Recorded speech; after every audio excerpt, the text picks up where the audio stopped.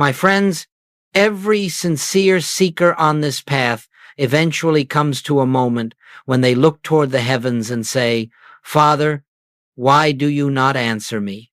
It is a tender moment, an honest moment, a moment in which the heart feels its own longing more deeply than ever before. You have prayed, you have waited, you have searched the scriptures, you have knelt in earnest devotion, and still there comes a time when God seems silent.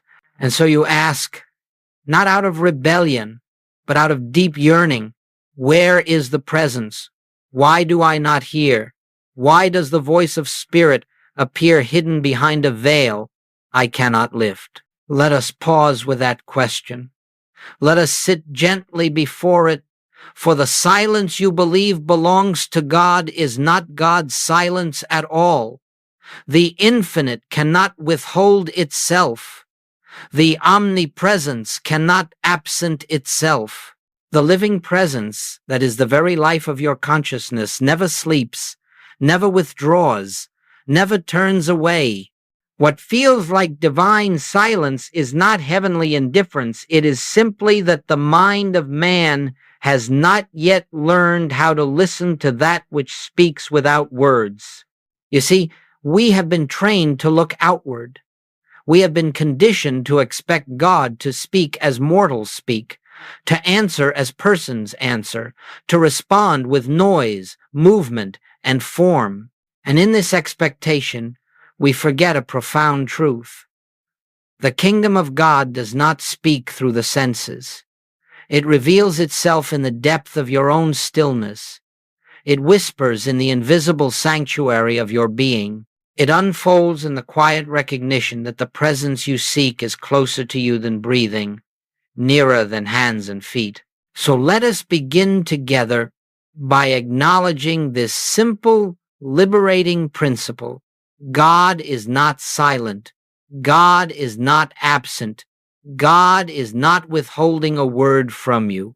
The silence you experience is merely the turbulence of the personal mind, the noise of desire, fear, expectation, and the incessant reaching outward for what can only be found within. When that noise quiets, when the mind ceases its efforts to obtain something from God, when the heart enters a receptive stillness, then, my friends, the silence becomes the voice. Throughout this teaching, we will explore why this apparent silence arises, and more importantly, how to dissolve it not by trying to make God speak, but by awakening to the truth that the voice of spirit is always, always present. And if you will stay with me, if you will listen not with the intellect but with the inner ear, you will begin to discover that what you once called God's silence is actually God's steady, unbroken companionship waiting for your recognition. Now, let us move deeper into this inquiry. Before we can understand why God never truly falls silent, we must first examine the very foundation of our seeking. For nearly all spiritual frustration arises from one central misconception, the belief in a God who exists somewhere else, a God who must be reached, a God who must be summoned, a God who must be persuaded to act on our behalf. This, my friends, is perhaps the greatest illusion in religious thought. It is the false concept that has kept humanity wandering in spiritual deserts for centuries. When you conceive of God as someone or something existing apart from your own consciousness, you immediately place yourself at a distance from the very source of your being, and from that imagined distance, you begin the long, weary process of trying to close a gap that does not exist. You pray upward, outward, beyond. You look for signs and wonders in the sky. You wait for messages from on high. Yet all the while, the divine whisper remains where it has always been within you.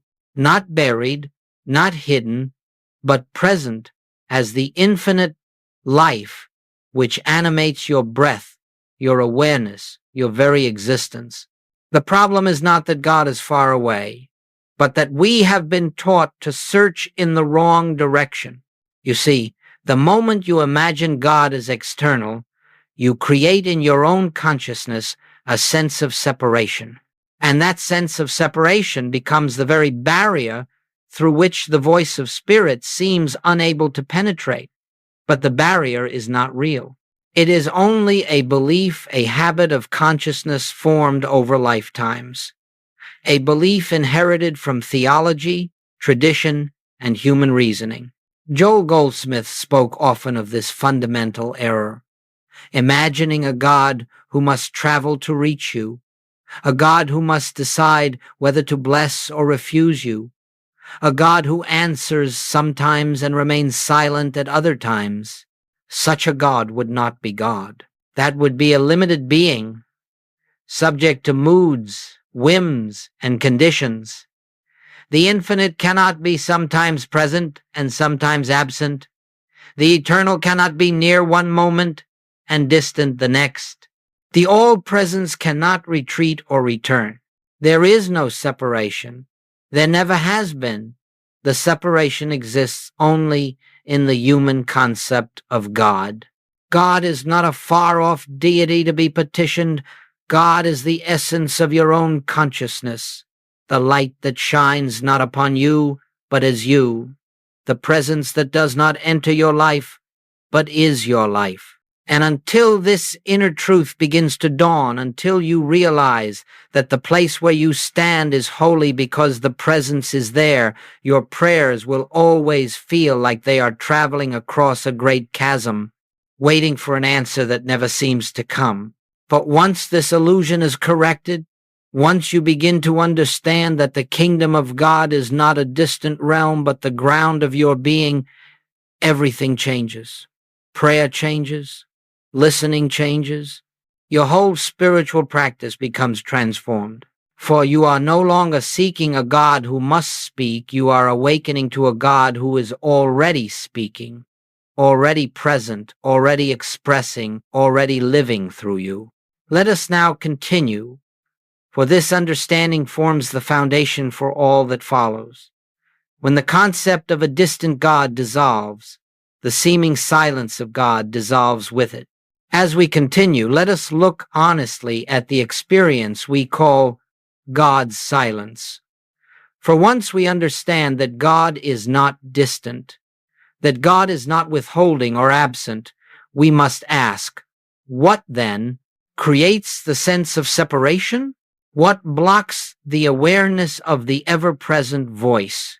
The answer, beloved friends, is far simpler and far more subtle than most imagine. The silence you believe comes from God is, in reality, the noise of the human mind. The mind, restless, reaching, grasping, fearing, desiring, is so full of its own activity that the gentle whisper of spirit cannot be recognized. God is not silent. Thought is loud. It is this noise, this ceaseless inner movement that drowns out the still small voice. For the voice of God does not compete with human thought.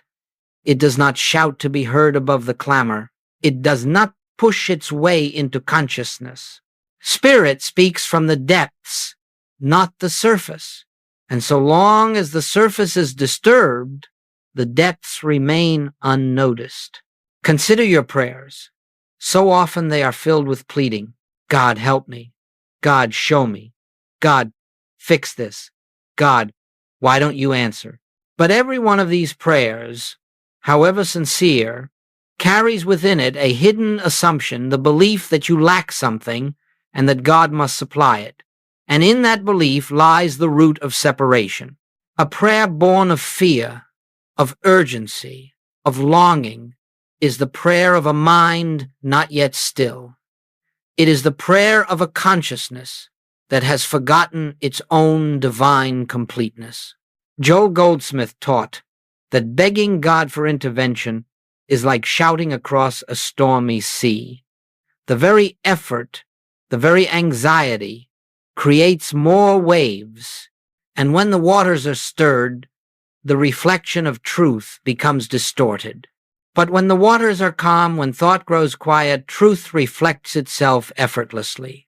This inner noise takes many forms. It may be the constant rehearsal of problems, the mind endlessly asking, "What will happen to me?" It may be the fear of lack, the worry of tomorrow, the effort to control or manipulate outer conditions. It may even be spiritual striving, the attempt to force an experience of God through willpower, effort, or intensity. All of this is noise. And in the midst of this noise, we say, why is God silent? But it is not God who is silent, it is we who are loud. When the mind is filled with its own activity, there is no room for the gentle movement of the spirit. The presence does not interrupt. The presence does not argue. The presence awaits recognition. And the moment the mental noise softens, even slightly, the movement of God becomes perceptible not as a dramatic event, but as peace, as clarity, as an inner knowing that needs no words. So let us understand this clearly. God's silence is an illusion created by the turbulence of personal thought. God's voice is constant, quiet, ever present, needing only the opening of consciousness to be heard. When we release our frantic prayers, when we stop trying to make God speak, when we cease asking for signs and begin resting in trust, then, without effort, the divine message emerges, not through the senses, but through the inner awareness that arises from stillness. And it is to this stillness that we now turn. And now, as we turn inward more deeply, we come to one of the most essential truths in all spiritual practice. God is heard only in stillness. Not the stillness of inactivity, not the stillness of sitting motionless, but the stillness of consciousness, that deep, unhurried quiet in which the turbulence of the mind subsides and the soul becomes receptive to the presence that is forever speaking. The voice of spirit is not loud. It will not overpower the senses. It does not push its way into awareness. The divine message is not a thunderous proclamation.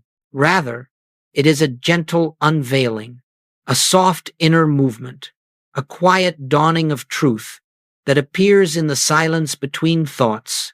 It comes not because we demand it, but because we become still enough to notice what has always been. Joel Goldsmith often spoke of entering the secret place of the Most High, and he did not refer to a physical location. He spoke of a dimension of consciousness, an atmosphere of awareness where the personal mind grows silent and the infinite reveals itself. This stillness is not something we create, it is something we allow. We do not achieve it through effort, we slip into it by relinquishing effort.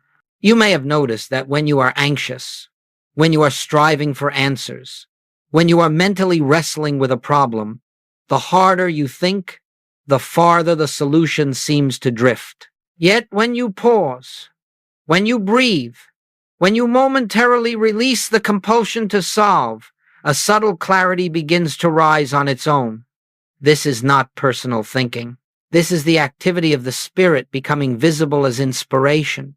Stillness is the doorway through which the infinite enters conscious awareness. In stillness, the mind ceases to impose its own will. In stillness, the heart stops pleading for a particular outcome. In stillness, the personal sense of "I must make something happen" dissolves. And in that sacred pause, in that inner quiet, the presence begins to reveal itself not as a voice speaking sentences, but as peace. It may come as a deep breath that you did not consciously take. It may come as a sudden release of tension in the chest. It may come as a sense of lightness, an unexplainable calm, a quiet confidence that does not originate from human reasoning. This, my friends, is the voice of God. For God is not heard in words. God is heard in peace. God is heard in clarity. God is heard in the transparency of consciousness when personal thought grows still. You do not enter this stillness by force. You do not wrestle the mind into silence. You simply become aware of the presence of a deeper life within you, a presence that waits patiently for your recognition. And when recognition dawns even faintly, the silence you once feared becomes the very place where God speaks most clearly. Let us understand that stillness is not the absence of thought, but the absence of resistance. It is the moment when we stop pushing, stop grasping, stop asking, and begin allowing. In that allowing, the divine impulse emerges naturally, irresistibly, quietly. We now begin to see that God was never silent.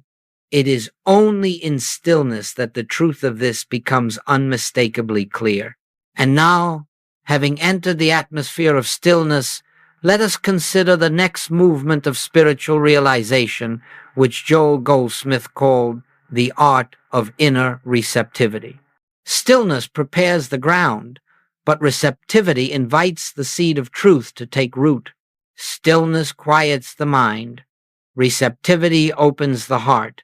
And without both, we cannot hear the gentle movement of the Spirit within us.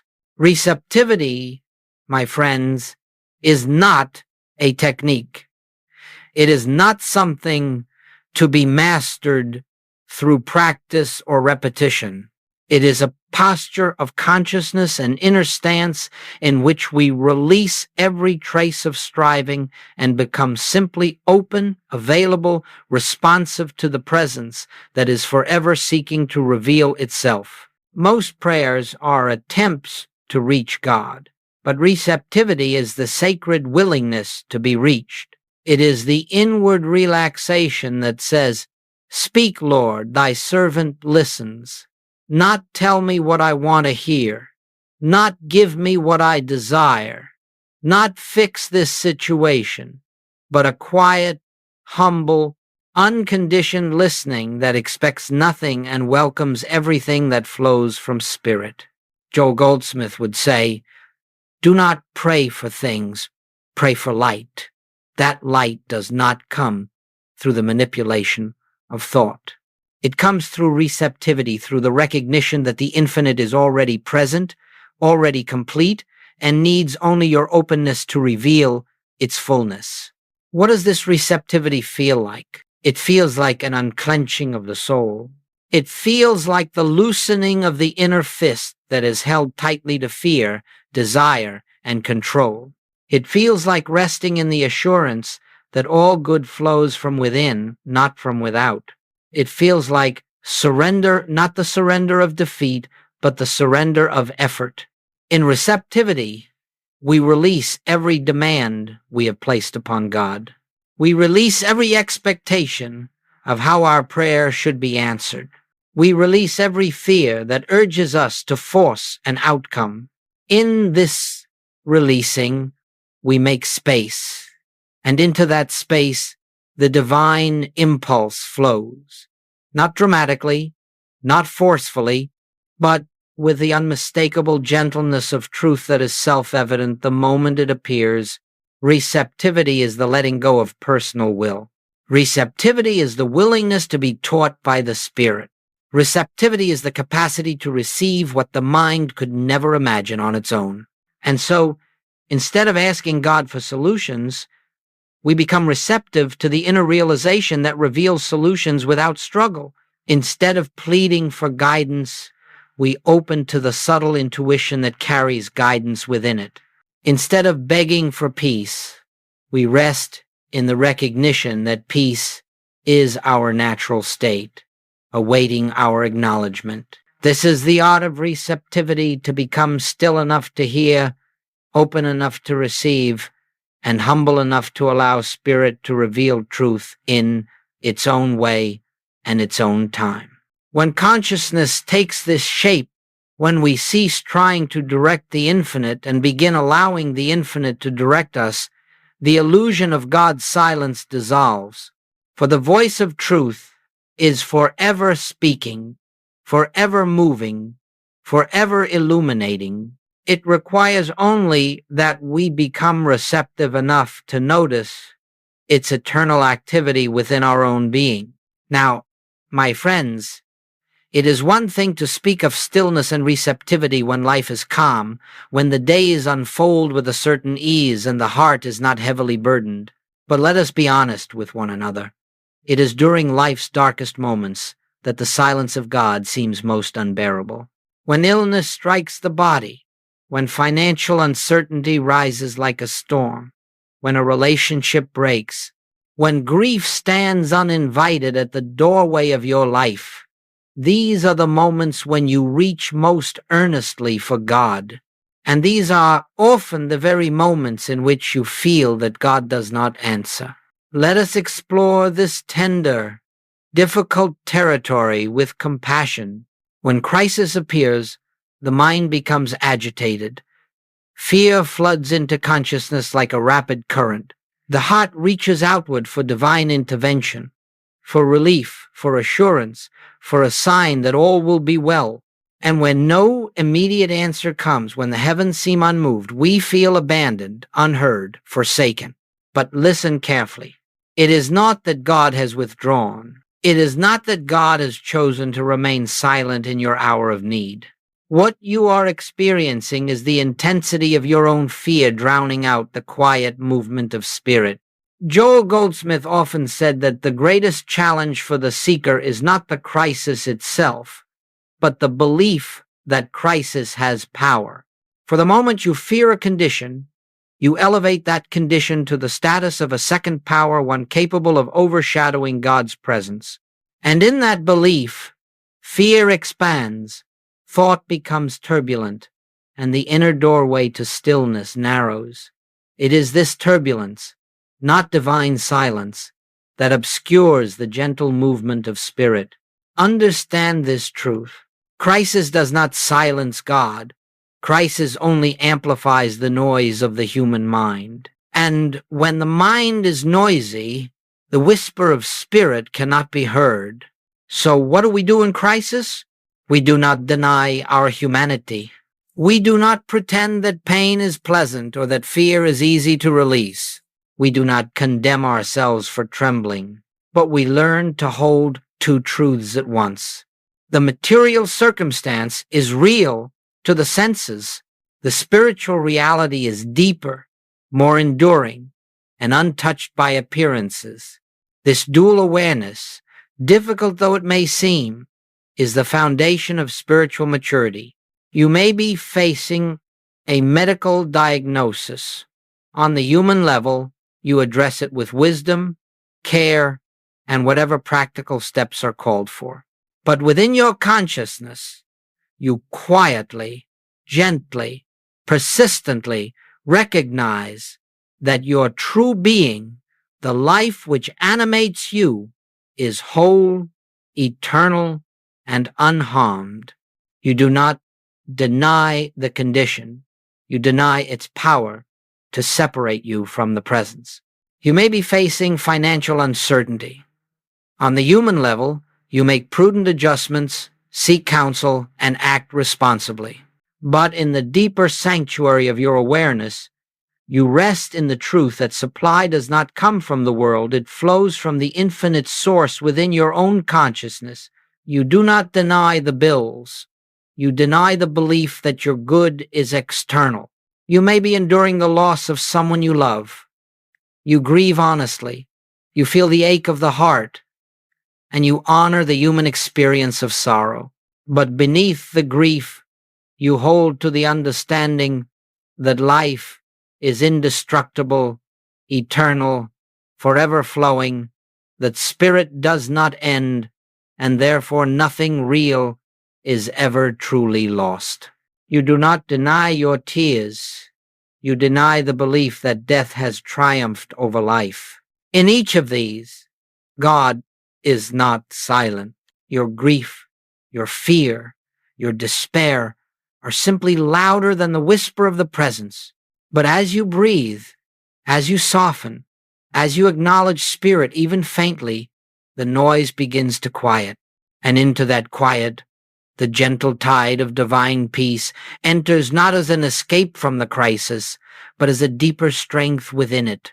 The presence does not always change the circumstance immediately, but it always changes you.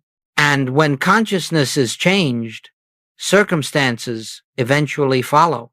Let us continue, for now that we understand the role of fear and crisis, we must explore how the voice of God actually reveals itself within consciousness. Let us now consider something that has perplexed spiritual seekers for generations. How does God speak? What does divine guidance actually feel like? For many of you, the reason you believe God is silent is not because spirit has failed to speak, but because you have been looking for the wrong kind of voice.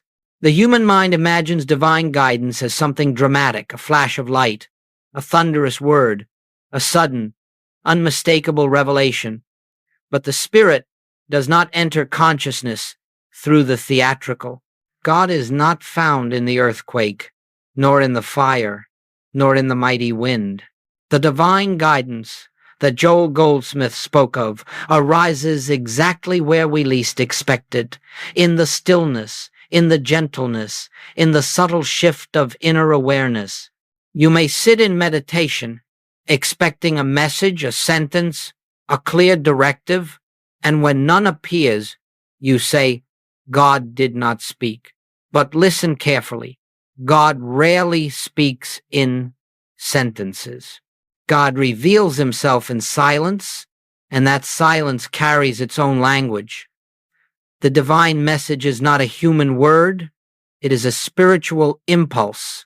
What does that impulse feel like? It may come as a softening of fear, a peace that settles over you like a quiet dawn. It may come as a sense of clarity where confusion once stood. It may come as a calm direction this way, though no words are spoken.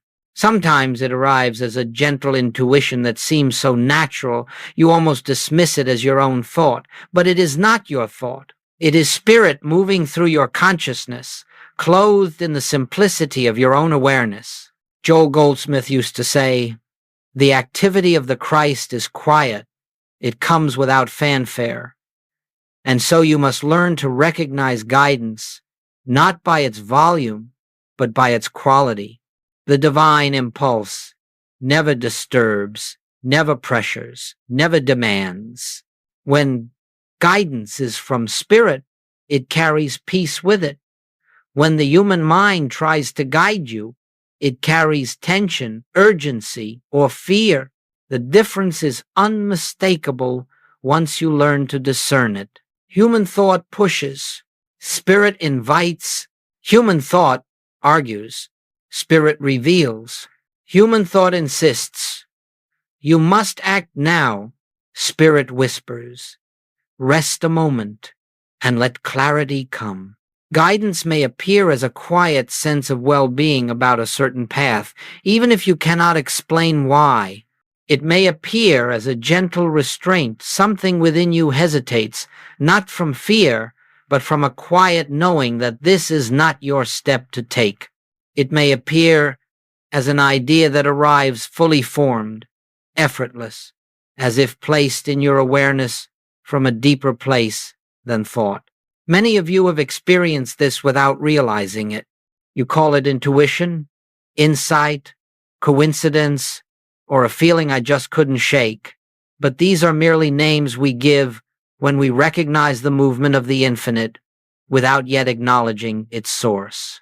You see, divine guidance often comes disguised as ordinary thought because the presence expresses through the faculties you already have.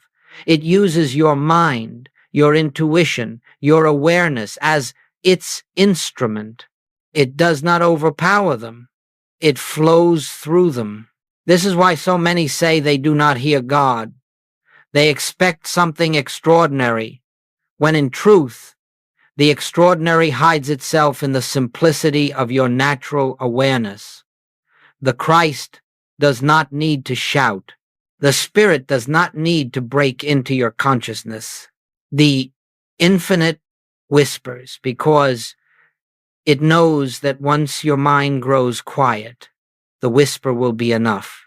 And so, when you say, God does not guide me, consider this.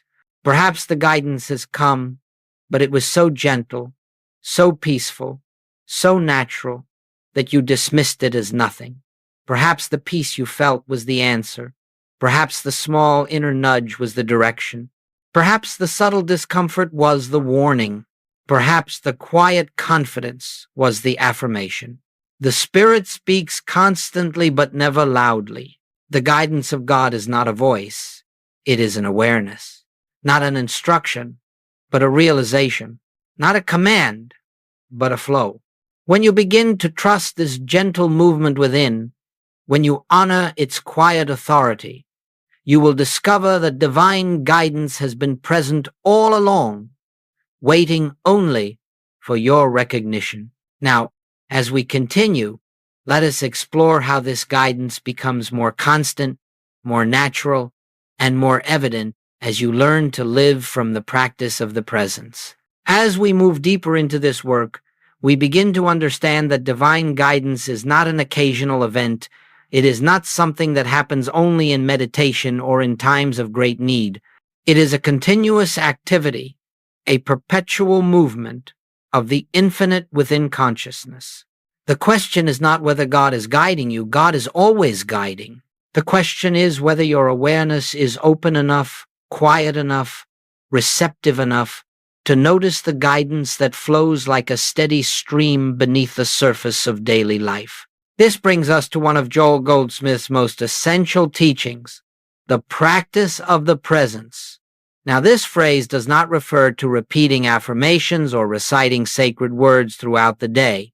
It does not mean manufacturing spiritual feeling or forcing the mind into devotion. No. The practice of the presence is far simpler and far more profound.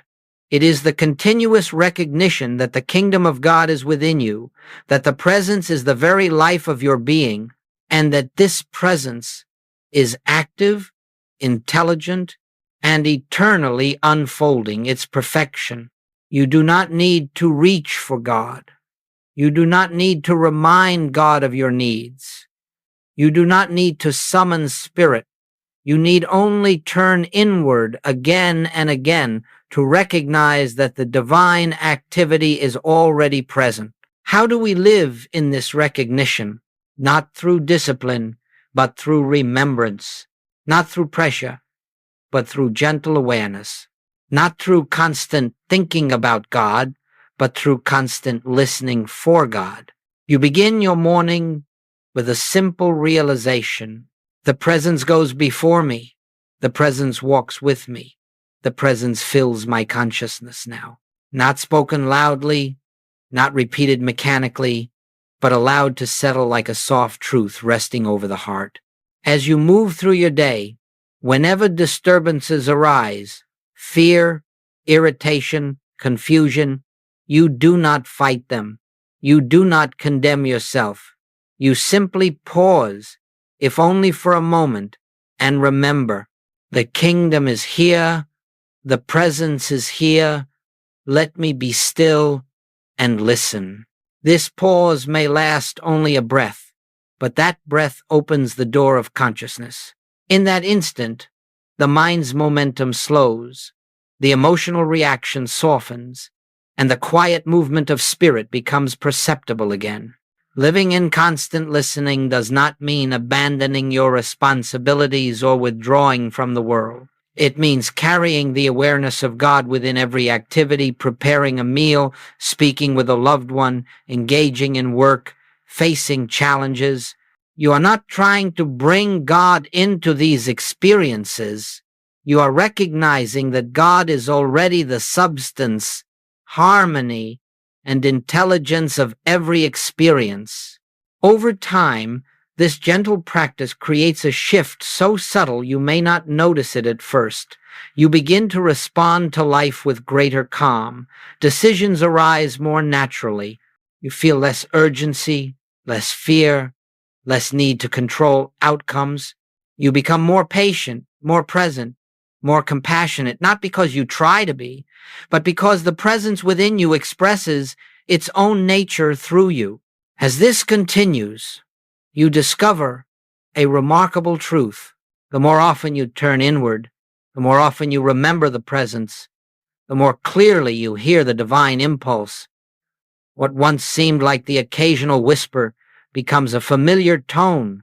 What once felt like rare insight becomes an ongoing flow. What once felt like silence becomes companionship. Joel Goldsmith described this as living in the rhythm of spirit. You are no longer reacting from the personal mind. You are responding from the unfolding of the infinite within you. You are no longer trying to direct your life. You are allowing your life to be directed by the quiet wisdom that arises from the depth of your being. And this, beloved friends, is the beginning of true spiritual freedom. Now that we have explored the ongoing practice of inner listening, let us complete this journey by returning to where we began and dissolving forever the illusion that God is silent. And now, as we come to the close of our time together, let us return quietly to the question that brought us here. Why does God seem silent? Let us look upon that question with the new understanding that has unfolded within us. You have seen that God cannot be silent, because God is not a voice separate from your own being. God is not a distant presence that must travel to reach you. God is not an external power that speaks occasionally, mysteriously, or selectively. No, the divine is the very essence of your consciousness, the life of your life, the awareness in which you live and move and have your being. Silence was never God's doing. Silence was the noise of the personal mind. Silence was the turbulence of fear. Silence was the reaching outward for what can only be found within. Silence was the expectation that God must speak in words when God speaks in peace. Silence was the belief in separation when separation has never existed. And so as this understanding dawns, the question dissolves. There is no longer a need to ask, why does God not answer me? For you now see that the presence was answering you long before you learned how to listen. It was answering you in every moment of peace, in every intuition, in every shift of awareness, in every quiet release of fear, in every subtle guidance that you once overlooked because it did not come in the form you expected. Spirit has always spoken to you, always. It could not be otherwise, for the Spirit of God is forever expressing itself through its own creation. The infinite does not cease to flow. The light does not cease to shine.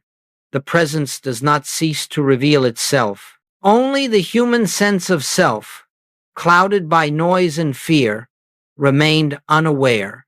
But now, something within you has awakened. You have touched the stillness. You have tasted receptivity. You have recognized the quiet movement of divine guidance. You have seen that God was never absent, never withholding, never silent. As you go forward from this moment, do not force this understanding. Do not try to hold on to it with effort. Simply remember gently, quietly, that the kingdom of God is within you. In the smallest pause of the day, in the simplest breath of awareness, in the quiet turning of thought toward the presence, you create the openness through which Spirit reveals its unbroken communion. Do not be concerned if the mind becomes noisy again. Do not judge yourself if fear returns. Do not despair if you momentarily forget the presence, for the presence does not forget you. The sun does not cease to shine because a cloud passes before it. The voice does not stop speaking because your mind grows loud. The kingdom does not withdraw because you fail to look within.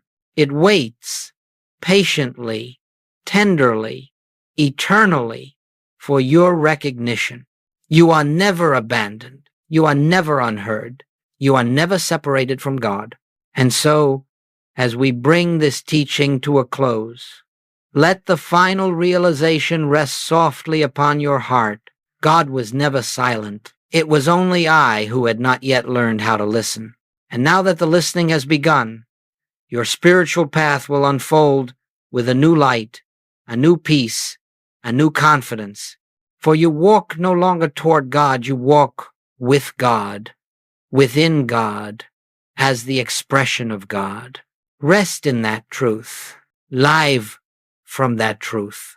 Let that truth guide every breath, every decision, every moment of your unfolding life. And in the quiet of your own consciousness, you will discover again and again the presence is here, the voice is speaking, and I am listening